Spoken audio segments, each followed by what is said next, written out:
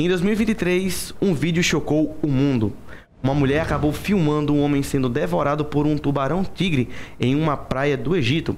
Esse homem russo estava habitando ali há mais de 5 anos, mas ele não se atentou para as placas que falavam, de tomar cuidado com a presença de tubarões. O que muita gente não entende é porque nós não fazemos parte da cadeia alimentar deles, mas o que pode ter feito um tubarão como aquele fazer um ataque tão agressivo, ceifando a vida daquele homem? Existem algumas características que provavelmente aquele homem acabou despertando o tubarão que o fez perseguir. E que características são essas? Eu me chamo Jonas, sou professor de biologia aqui no Ciências do Papel e vou te contar tudinho do que você tem que fazer ou até evitar para não chamar a atenção de um tubarão. Vem!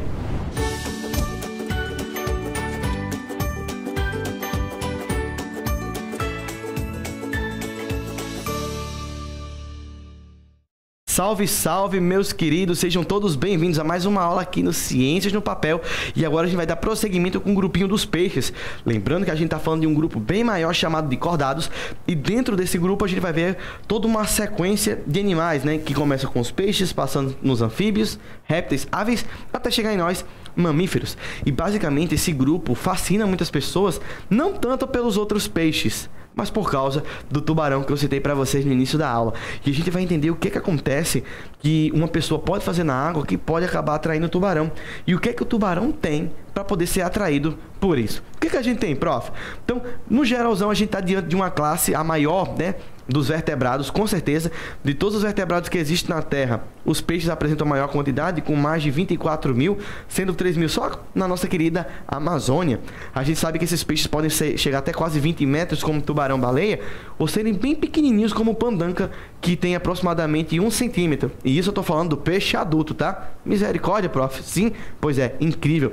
Uma outra coisa é que é de se esperar que os peixes são aquáticos, mas a maioria é de ambiente marinho, ou seja, de água salgada. É óbvio que tem peixe de água doce, mas a maioria esmagadora vai pertencer à água salgada. Além disso, o corpo deles tem um formato interessante. Se você comparar aquele tubarão com aquele submarino, vocês vão perceber que eles têm um formato parecido. O início afunilado, o meio mais grossinho e a ponta mais afunilada de novo. A gente chama isso de formato fusiforme, que deixa ele mais hidrodinâmico, ajuda ele a conseguir cortar a água com muito mais eficiência. Além disso, você não precisa saber o nome de todas essas nadadeiras, mas saber que esses caras usam nadadeiras para conseguir se locomover. Tanto que a presença delas faz uma diferença absurda nos peixes na hora de quesito de velocidade. Você já deve ter percebido como é difícil tentar pegar um peixe com a mão, já que eles são muito ágeis.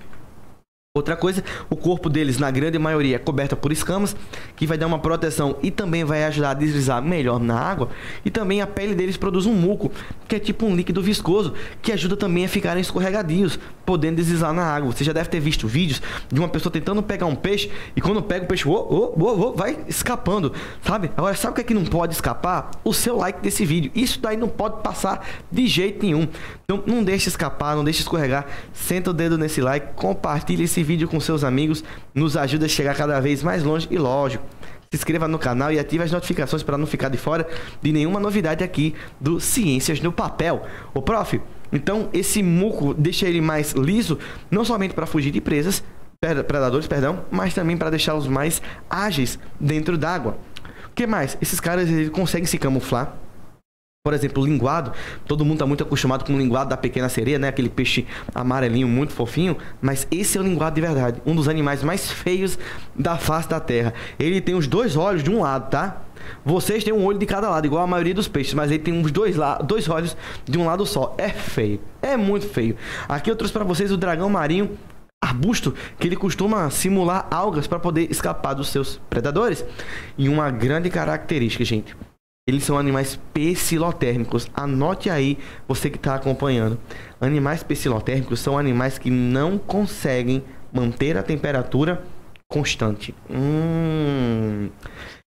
Ele vai depender da temperatura do ambiente. Então, se o ambiente ficar quente, a temperatura dele sobe.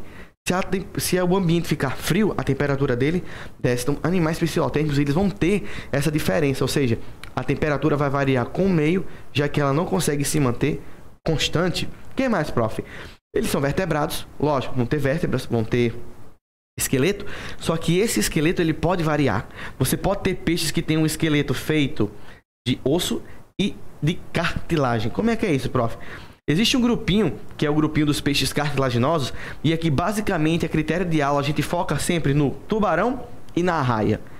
Pronto, basicamente isso. Se você aprendeu que tubarão e arraia são os peixes de cartilagem, todo o resto é peixe ósseo. Sério, prof? Sério. A gente comenta um pouco ali de quimera, mas ela aparece mais em quesito de ensino médio. Mas tubarão e arraia são os principais exemplos de peixes cartilaginosos. O que passar disso é peixe ósseo. E esse esqueleto de cartilagem deixa eles muito mais leves e também mais flexíveis, né? Para poder fazer curvas ou drifts dentro da água. O que mais, prof? A gente sabe que também nos peixes ósseos, o esqueleto, como o nome está dizendo, é de osso. Isso dá muito mais resistência e muito mais dureza na hora do impacto. E aí, basicamente, todos os outros peixes que vocês imaginarem que não sejam tubarão e arraia vão ser peixes dessa categoria. Tem outras diferenças também que a gente consegue perceber. Por exemplo, a escama do peixe de cartilagem, a escama do tubarão, é uma escama que tem formato de dente, enquanto que a escama do peixe ósseo, ela tem formato mais circular, que lembra muito até mesmo um leque.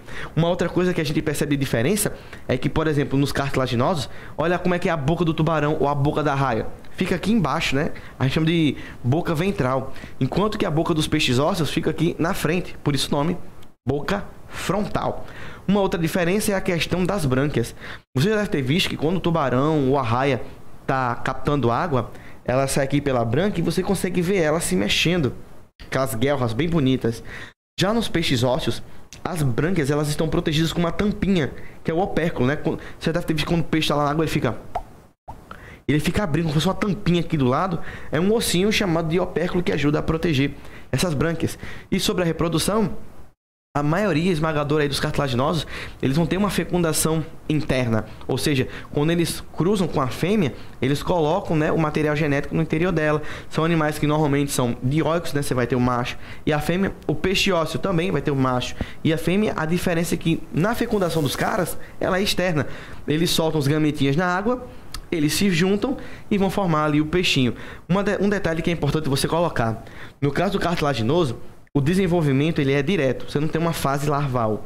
Já no peixe ósseo, a maioria tem um desenvolvimento indireto. Antes de ser peixinho, ele é um alevino, né? Que é tipo uma pequena larva de peixe. Prof, que massa, eu não sabia. Pois é, eu também não sabia, mas tá valendo. O que mais que a gente pode fazer aqui, prof? A nutrição desses caras. Eles vão ter boca e ânus ou cloaca, vai depender aí da espécie. Além do mais, a respiração deles, como a gente já percebeu, é uma respiração do tipo branquial. A água entra pela boca, sai pelas brânquias e é nessa passagem que ela faz aqui na lateral, como vocês estão observando aqui na minha imagem, ela capta o oxigênio. E se não bastasse, olha que legal, algumas espécies de peixes, poucas, mas existem, são capazes de conseguir respirar por pulmões. São os chamados peixes dipnóicos ou pulmonados. Eles vão lá na superfície, pegam um pouco de ar e volta para dentro d'água. Massa, né, prof? Circulatório, como é que é a circulação dos peixinhos? Vocês vão perceber que o coração do peixinho ele é bem simples. É um coraçãozinho que só tem duas cavidades, um átrio e um ventrículo. E aqui a gente percebe que a circulação ela é fechada, o sangue não sai dos vasos, como a gente já aprendeu. É uma circulação simples, porque você percebe que ela só dá uma volta no coração. Aliás, ela só passa uma vez. Vocês vão ver que tem animais que tem circulação dupla. E ela também é uma circulação completa. Como é que é isso, prof? Completa. Ela é completa no sentido de que, meninos, atenção. No coração, o sangue não se mistura. Você tá vendo que aqui tá todo azul e aqui tá todo vermelho. Você vê que no coração não tem mistura de sangue. O sangue ali todo de uma cor. Então isso significa que a circulação ela é completa. E o que é mais, prof? Pra gente ir fechando, eles têm esses órgãos sensoriais. E é isso que deve ter atraído aquele tubarão que eu comentei no início do vídeo. Quando o camarada estava tomando banho e estava se mexendo, os peixes, sejam ósseos ou de cartilagem como o tubarão-tigre, eles têm uma linha na sua lateral que ela percebe a movimentação. Então quando uma pessoa ou uma presa está se movimentando na água, aquilo causa uma vibração e eles percebem, e essa vibração faz com que eles corram em direção a isso que está acontecendo. Eu lembro de um pequeno experimento que uma mulher estava na água E ela ficava batendo, e os tubarões que estavam ao redor, eles paravam o que estavam fazendo e vinham para perto daquele canto que estava agitando. Então, muito provavelmente, a agitação daquele cara na água atraiu aquele tubarão-tigre e, infelizmente, acabou ceifando a sua vida. A gente também sabe que eles não têm pálpebras, você não vê o peixe piscando, e no dia que você vê, por favor, deixe as drogas. Além disso, eles vão ter uma bexiga natatória. Isso aqui é exclusiva de peixe ósseo, tá? Peixe ósseo, ele tem tipo uma bolsinha que se enche de ar parecendo uma boia. Aí faz com que o peixinho fique mais leve e suba, ou fique mais pesado e desça quando ele seca.